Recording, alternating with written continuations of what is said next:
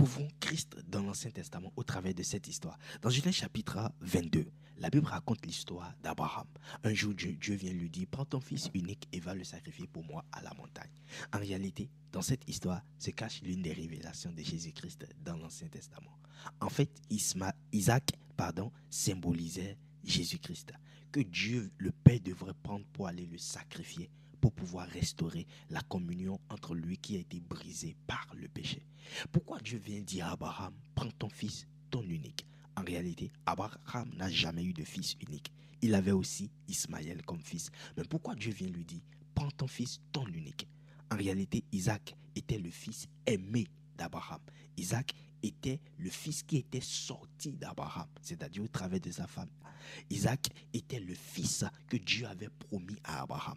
De la même manière que Jésus-Christ, en fait, était le fils aimé de Dieu.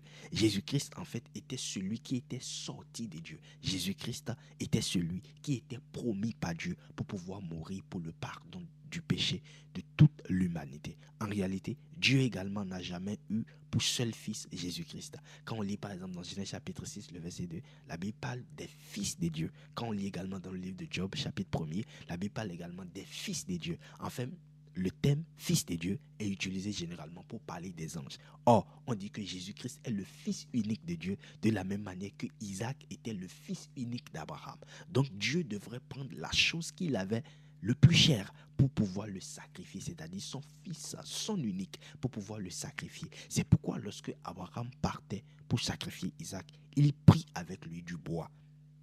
De la même manière que Jésus-Christ devrait mourir également sur du bois. Or, l'apôtre Paul nous dira plus tard dans le livre de Romains que maudit est quiconque qui est pendu sur du bois. En réalité, Isaac était l'une des préfigurations de Jésus-Christ dans l'Ancien Testament, que Dieu le Père devrait prendre pour pouvoir le sacrifier afin de restaurer la communion qui a été brisée entre les hommes et Dieu. C'était l'une des révélations de Christ dans l'Ancien Testament.